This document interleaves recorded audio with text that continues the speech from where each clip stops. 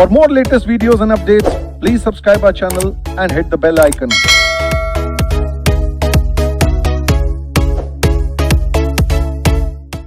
So, comprehension of passage and art of summarizing, ये chapter का नाम है। बचपन से आप लोग कॉम्प्रीहेंशन पैसेजेस को तो सॉल्व करते ही आ रहे हो। 6th क्लास से बाद से कॉम्प्रीहेंशन का जो टॉपिक था वो चल रहा था, एंड जब तक आपने इंग्लिश पढ़ी है ना, ये तो कहीं ना कहीं होता ही था, है ना। हर क्लास में, इवन 12th क्लास तक ये टॉपिक कहीं ना कहीं आपको मिल ही जाता था। लेकिन फिर भी टू बी ऑनेस्ट मैं ये बोलूँगी कि बहुत सारे बच्चों को ये सॉल्व करने में प्रॉब्लम आती थी। अच्छा, मैं आपसे पूछती हूँ पर्सनली, ये कॉम्प्रीहेंशन पैसेजेस वाले क्वेश्चंस आप सबसे पहले सॉल्व करते थे या सबसे एंड में? सबसे पहले। और आप? सबसे पहले। आप? सबसे पहले। यही सही स्ट्रैटेजी है। ये मेरा सजेशन है पर्सनली आप लोगों को कि जब भी कॉम्प्रीहेंशन पैसेजेस वाले क्वेश्चन आए, इनको सबसे पहले आप सॉल्व करें। इससे प्रॉब्लम क्या होती है कि जब आप पेपर देने बैठे हो, माइंड एकदम फ्रेश है आपका, और जब आपका माइंड एकदम फ्रेश है तो आप इतना बड़ा जो कॉम्प्रीहेंशन आपको दिया गया है, आप उसको बहुत ही काम माइंड से पढ़ सकते हो और अंडरस्टैंड कर सकते हो। अगर हम इसको लास्ट में रखते हैं तो माइंड थक चुका होता है थोड़ा थोड़ा पेपर करते हुए, और इतनी कॉन्सेंट्रेशन नहीं बनती, और समझ भी थोड़ा थोड़ा कम आने लग जाता है। जब हम एंड में इसको सॉल्व कर रहे हैं उस टाइम हर्ष होता है, टेंशन भी होती है कि पेपर खत्म भी करना है, तो आप कुछ भी मार्क करके आ जाते हो। ठीक है, तो it's an advice for all of you कि इसको सबसे पहले सॉल्व कीजिए। Now let's start with the introduction part. Okay, आज इस क्लास में मैं आपको एक करेक्ट तरीका सिखाऊंगी कॉम्प्रीहेंशन पैसेजेस को सॉल्व करने का, तो लाइफ में कभी भी कॉम्प्रीहेंशन पैसेजेस को सॉल्व करने में आपको प्रॉब्लम नहीं आएगी। और एक कॉम्प्रीहेंशन आप अभी मेरे साथ बैठ के यहाँ पे सॉल्व करेंगे। Okay, so the word comprehension means ability to understand. Ability to understand यानी कि जब आप इतना बड़ा कॉम्प्रीहेंशन पैसेज पढ़ रहे हैं तो वो आपको समझ आना चाहिए सबसे पहले। And what you listen and what you read, कभी कभी मे बी आप सुन रहे हैं कोई बड़ी स्टोरी किसी से, तो वो आपको समझ आनी चाहिए। फॉर एग्जाम्पल, एक पर्सन आपके सामने स्पीच दे रहा है, तो वो स्पीच आप सुनते हैं। लिसनिंग का मतलब मैंने लास्ट क्लास में भी आपको बताया था, means to understand the message, not just hearing. Listening is a broader concept, to understand the thing as well. तो कभी कभी आप रीड कर रहे हो या कभी कभी आप कुछ सुन रहे हो, वो चीज जब आप अंडरस्टैंड करते हो, इसी को बोलते हैं कॉम्प्रीहेंशन का मतलब। कॉम्प्रीहेंशन मीन्स इतना बड़ी कोई चीज है, या तो आपको सुनाई जा रही है या आपको दिखाई जा रही है, तो आप उसको अंडरस्टैंड कर रहे हो, सिंपल। तो इस चैप्टर से आपकी अंडरस्टैंडिंग पावर काफी इंक्रीज होगी। तो it is an exercise which aims at improving और testing one's ability to understand the language. ये एक ऐसा चैप्टर है जहां पे आप अपनी एबिलिटी को टेस्ट कर सकते हो कि क्या आप इतने बड़े पैसेज को समय पे रीड करके अंडरस्टैंड भी कर पा रहे हो या नहीं। और अगर नहीं कर पा रहे हो तो कहीं ना कहीं कुछ प्रॉब्लम है, और you need to really work hard on your understanding power. In a comprehension test, you are given an unseen passage or a paragraph or two. Unseen passages आपको कुछ दिए होंगे या फिर कुछ पैराग्राफ्स आपको दिए होंगे, ऐसा ही होता है ना क्वेश्चन में, तो इस चैप्टर में ऐसा ही आपको दिया होगा। ये जो पैराग्राफ्स होंगे ये किसी का आइडिया और मूड आपको बताएंगे।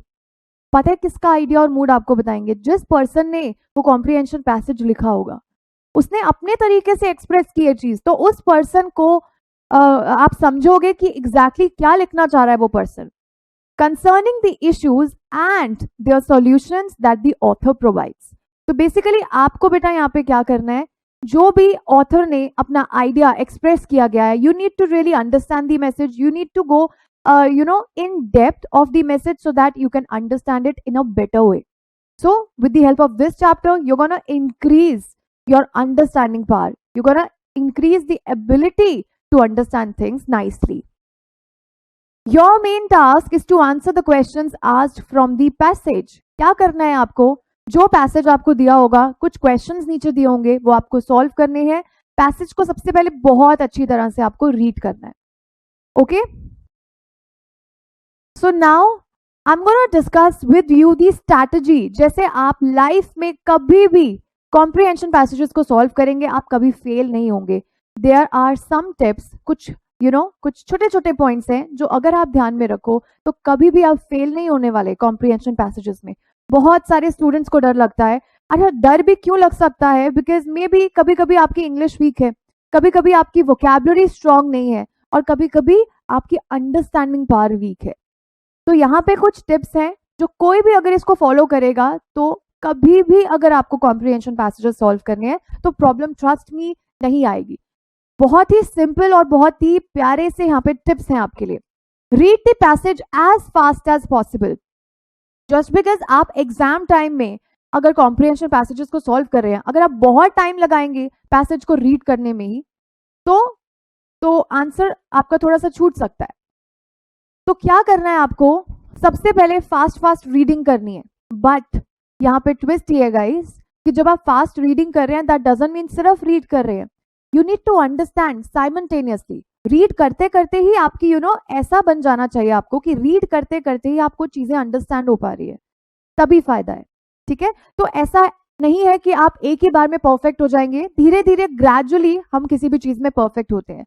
So you really need to solve so many comprehension passages जिससे आपकी एबिलिटी अच्छी हो जाए, आप स्ट्रांग हो जाए इसमें। Get thoroughly involved with the paragraph to understand it। आपको क्या करना होगा? पूरी तरह से अपने आप को इन्वॉल्व करना होगा। आपको लास्ट चैप्टर में भी मैंने दिखाया था बेटा, एक होता है एक्टिव अप्रोच और दूसरा होता है passive approach. Active approach means when you are actively involved into something, तो आपको इस पैसेज में अपने आप को पूरी तरह से इन्वॉल्व करना पड़ेगा। This is not a passive process when you don't have to actively get yourself involved into something। ठीक है, it is an active process। So पूरी तरह से इन्वॉल्व रहेंगे तो चीजों को अंडरस्टैंड कर पाएंगे। Then underline the important lines or the parts of the passage to answer the questions। देखो, हर एक पर्सन की अंडरस्टैंडिंग ना कुछ और होती है, तो आपको वो पैसेज रीड करते हुए जो भी इंपॉर्टेंट लग रहा है, you really need to underline those lines और पार्ट्स ऑफ द पैसेज। देखो, कुछ चीजें मुझे इंपॉर्टेंट लग सकती हैं और कुछ चीजें आपको इंपॉर्टेंट लग सकती है, बिकॉज हम लोगों की अंडरस्टैंडिंग पावर अलग हो सकती है, हर पर्सन की अंडरस्टैंडिंग पावर अलग हो सकती है किसी दूसरे पर्सन से। तो जो आपको इंपॉर्टेंट लग रहा है वो मार्क कर सकते हैं। ये कब मैं आपको बोल रही हूँ करने के लिए? जब इनिशियल लेवल पे आप अपने पैसेज रीड करने के तरीके को इम्प्रूव कर रहे हैं, तो इनिशियल लेवल में आप मार्क कर लिया कीजिए। Okay, next, it will also help to understand the main idea of the passage और द टोन और the mood of the author. जब आप बहुत ही थॉरली इन्वॉल्व हैं और बहुत अच्छे से रीड कर रहे हैं, तो आप मेन आइडिया को समझ पाएंगे कि ऑथर, जिस पर्सन ने ये कॉम्प्रिहेंशन पैसेज आपको लिख के दिया है, जिसको आप सॉल्व करने वाले हो, तो आप ये जान पाओगे उस ऑथर का क्या टोन था और क्या मूड था। अब एक छोटा सा क्वेश्चन मैं आप लोगों से पूछती हूँ, अगर कोई लिखी हुई चीज आप रीड कर रहे हैं तो आप टोन और मूड कैसे पता लगाएंगे? अगर मैं आपके सामने बोल के ओरली कुछ एक्सप्रेस कर रही हूँ, तो आप मेरी टोन से, हार्श टोन है या पोलाइट टोन है, आपको पता चल जाएगा। मेरा मूड भी पता चल जाएगा मेरे फेशियल एक्सप्रेशंस को देख के और मे बी मेरी टोन को देख के। But sometimes when you are reading something, तो ये चीजें कैसे पता चलेंगी? Any idea? With the help of written words, कि वर्ड्स पोलाइट लिखे गए हैं या हार्श वर्ड्स लिखे गए हैं। तो इसके लिए आपको अपनी वोकैबुलरी धीरे धीरे इंक्रीज करनी पड़ेगी, और वोकैबुलरी इंक्रीज करने में हमें हेल्प करेगा chapter number 8, terminologies. Okay, so आपको मूड पता चलेगा, means you have to be actively involved in the comprehension passage. Point number 4, try to translate a complex line in an easy one in your own words and in your own language। जब आप read कर रहे हैं, सो आपको क्या करना होगा? अपने वर्ड्स में और अपनी लैंग्वेज में आपको ट्रांसलेट करना होगा, ताकि आप उस ऑथर की लिखी हुई चीजों को अंडरस्टैंड कर सकें।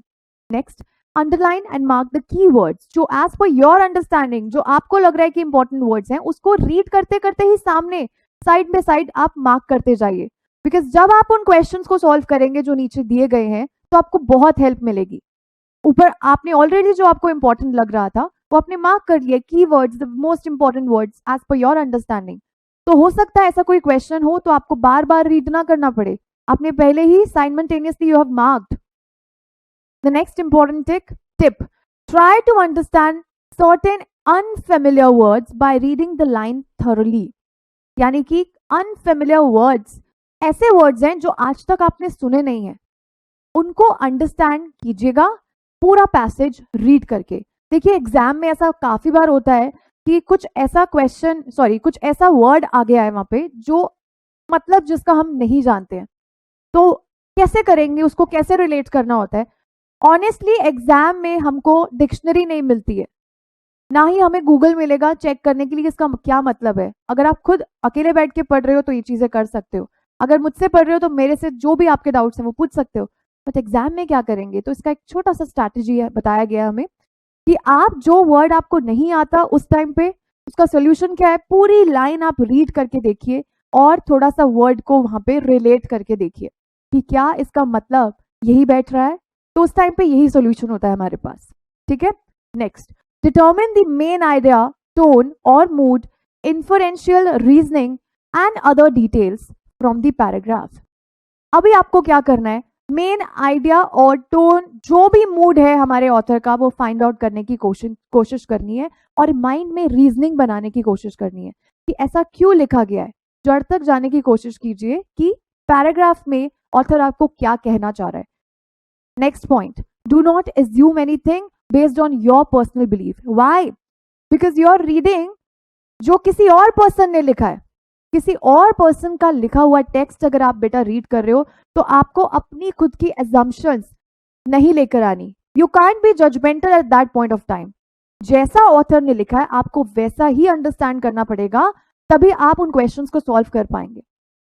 Next, look back at the paragraph when in doubt. अगर आपको लग रहा है आप रीडिंग कर रहे हैं और साथ साथ अंडरस्टैंड कर रहे हैं, एक पैराग्राफ अगर आपको नहीं समझ में आता है तो you really need to read that particular line, दोबारा से रीड कर लीजिए उसको, ज्यादा टाइम नहीं लगेगा। Next, read the questions and all the alternatives provided and choose the most appropriate one. उसके बाद क्या है, कुछ भी नहीं बचा, नीचे जो क्वेश्चंस होंगे उनको बहुत अच्छे से रीड करेंगे और आपने पूरा अंडरस्टैंडिंग बनाई हुई है अपने माइंड में कि क्या पैराग्राफ में लिखा हुआ था, then you will find out the questions very easily. तो सबसे इंपॉर्टेंट टिप हमें क्या बताना चाह रहे हैं कि अगर आप लाइफ में कभी भी कॉम्प्रिहेंशन पैसेजेस को सॉल्व करना चाहते हो तो पहले आपको बहुत सारी प्रैक्टिस करनी पड़ेगी। कैसे करनी पड़ेगी? कुछ बच्चे क्या करते हैं बेटा, सीधा क्वेश्चंस पे जाते हैं फिर कॉम्प्रिहेंशन पैसेजेस को रीड करते हैं, जो एक बहुत ही गलत स्ट्रैटेजी है। आपको बहुत अच्छे से पहले रीड करना है, टाइम लगाइए, बट इतना भी टाइम नहीं लगाना है आपको कि बाकी का पेपर आपका छूट जाए, राइट? तो कैसे कम टाइम में हम लोग आंसर्स ढूंढ पाएंगे और अंडरस्टैंड भी कर पाएंगे? प्रैक्टिस ही इसका सोल्यूशन है।